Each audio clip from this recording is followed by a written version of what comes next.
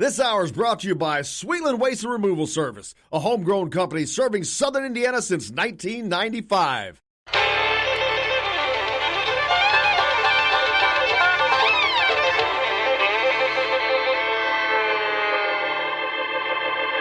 Well, we're coming to your city. Gonna play our guitars and sing you a country song. We'll all be flying higher than a jetliner. And if you want a little bang in your yin-yang, come along. Well, come on along and welcome aboard Indiana Sports Speed Radio with Jim Portland and Todd Leary coming to you live from the Tap in B-Town here on this beautiful Friday, November 8th. Todd Leary, welcome aboard. Thanks, boss. This is pretty exciting. I like it up here. Fun times. We're coming to you from the stage at the Tap. Obviously, the Tap's not open at the moment. We're quietly, but thank goodness. Big Friday on tap. Lots going on. Lots going on last night. Indiana women's basketball opened up the season. Indiana men's basketball team opened up the season earlier this week on Tuesday. They'll be back in action tomorrow, and of course, we'll be back here for the postgame show after the game with Todd Leary as Indiana takes on Portland State in their second game of the season tomorrow. Looking forward to that. Lots of big games this weekend to talk about. Indiana football is on a break on the bye week before they take travel to Happy Valley up in Penn State next Saturday to take on the Nittany Lions. But there are tons of big games this week going on, and there are tons of big games involving teams like Penn State. They have a huge game as they travel to Minneapolis to take on an undefeated Minnesota team. 2-8-0.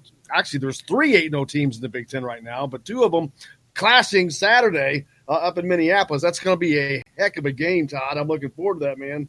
Yeah, that should be. It's fun to have some teams in the Big Ten that are nationally getting some attention and surprising a lot of people. I don't think very many people had Minnesota at being an 8-0 team right now or at this point in the season. So, they got a huge win against Maryland last week and or a couple of weeks ago. I think they had a week off. But, Minnesota is a team that I think surprised a lot of people. Now, their Big Ten schedule, what are they, 5-0 in the Big Ten? I don't think they've played anyone with a winning record so far.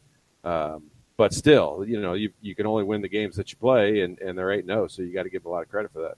Absolutely. We've got a lot of games to be talking about. Also, LSU and Alabama. Man, that's another game we'll be talking about as well, in addition to several others. I think that game is going to create a shortened version of After the Game with Todd Leary. It's going to be on at the same time, and we're going to have one eye on the game. I know that. It'll be fun to watch. I mean, that's a big game as far as determining the college football playoffs. Right now, both of those teams in the top 4, Alabama number 2, LSU is number 2. Alabama's number 3, I think, with Penn State 4 and Ohio State number 1. All 4 of those teams playing within the next few weeks, so that's going to work itself out. Clemson sitting on the outside looking in. A lot of people complaining about that. But, frankly, Clemson has played no one this year. Not only have they played no one, they nearly lost to a mediocre North Carolina team. So I don't know what they got to complain about. All they have to do is win their weak games in that weak ACC, and they'll be fine because they play no one. Thanks a lot for people that are joining us on Facebook Live as well. Something different that we're doing today. Adding in a little extra as I see that Dwayne Blackford, Jim, Bill, thanks a lot for joining us, guys. We appreciate you coming to you live from the Tap here on the Square in Bloomington, on the southwest corner of the Square. Love being out here, man. Man, it's awesome. Finney Hospitality Group, man, is killing it in Bloomington. Let me say that. Social Canteen is on the other end of the block. Something Works. I should have known this. They have another place. And, of course, there's a little place called Yogi's that's about to open up. Yeah, everybody in town, everybody that's ever been to Bloomington and been to an IU basketball or football game is excited about that place opening back. Bill says, hello, Jim, and the Toddfather. Hello to you, Bill. We appreciate you, brother.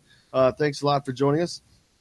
Yeah, they are killing it, man. They're doing a great job. We appreciate them, their hospitality here. So they've been looking great forward to us, to that as sure. well. But last night, Indiana women's basketball, top 25 team, they opened up their season, and they did it in a big way.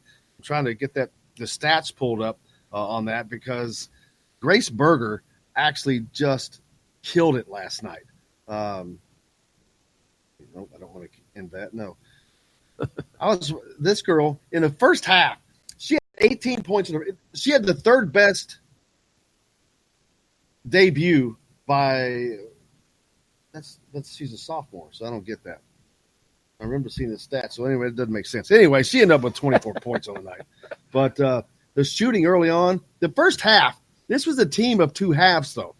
In the first half,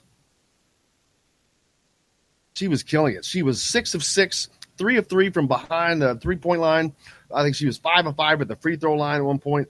She did not miss a shot for that entire first half, 18 points.